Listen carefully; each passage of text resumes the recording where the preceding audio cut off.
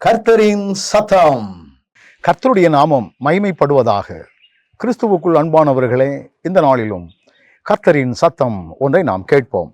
Mark எழுதின சுவிசேஷம் 14வது அதிகாரம் 42ஆம் வசனம் இப்படி சொல்லுகிறது: என்னை காட்டி கொடுக்கிறவன் இதோ வந்துவிட்டான், எழுந்திருங்கள் போவோம் என்றார்.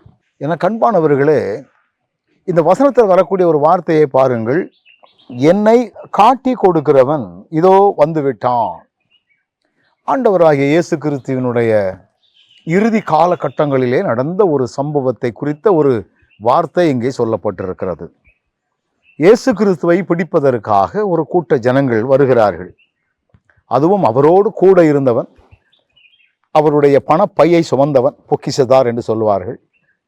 அப்படிப்பட்டவன் ஒரு கூட்டத்தை கூட்டிக் கொண்டு அவரை காட்டி கொடுப்பதற்காக வருகிறான்.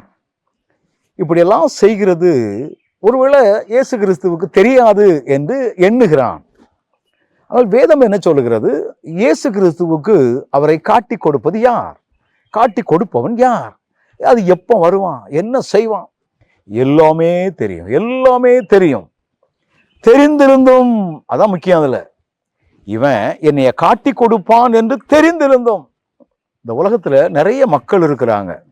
எல்லாருடைய செயல்களும் நற்செயல்கள் என்று சொல்ல முடியாது. நேரடியாக பேசுவது ஒன்று, மறைமுகமாக பேசுவது ஒன்று. நம்ம கவிழ்க்கணுங்கிறதுக்காக நிறைய பேர் செயல்பட்டு கொண்டிருக்கக்கூடிய உலகம். இந்த இடத்துல வரும் பொழுது என்னை காட்டி கொடுக்கிறவன் வாரான், வாங்க ஓடுவோம் அப்படின்னு சொல்லல.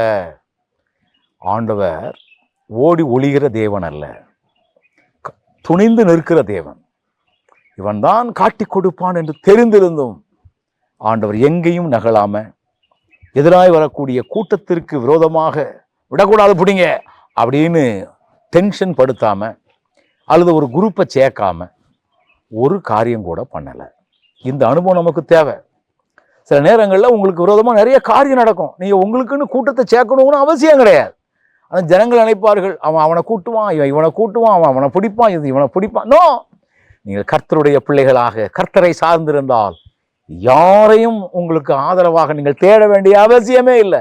ஆண்டவர் நமக்காக காரியங்களை செய்கிறவர். தெரிந்திருந்தும் ஆண்டவர் ஓடாமல், எதிர்த்து நிற்காமல் தேவனுடைய விருப்பத்தை நிறைவேற்றினாரே, அதே போன்ற செயல்பாடுகள் நமக்குள்ளும் இருக்கணும்னு சொல்லி ஆண்டவர் விரும்புகிறார். கண்களை மூடுவோமா? நல்ல ஆண்டவரே, இவன் தான் காட்டி கொடுப்பான்னு தெரிந்திருந்தோம் அவனுக்கு எதிராக எதையும் பண்ணலை, கடிந்து கொள்ளலை, ஏசலை, மறைமுகமான சதித்திட்டம் பண்ணலை. இதை போன்ற அனுபவத்தோடு நாங்களும் எங்கள் வாழ்க்கையில் உம்முடைய மாதிரியை பின்பற்ற எங்களுக்கு கிருபை தாரும். இயேசுவின் நாமத்தில் பிதாவே, ஆமென்.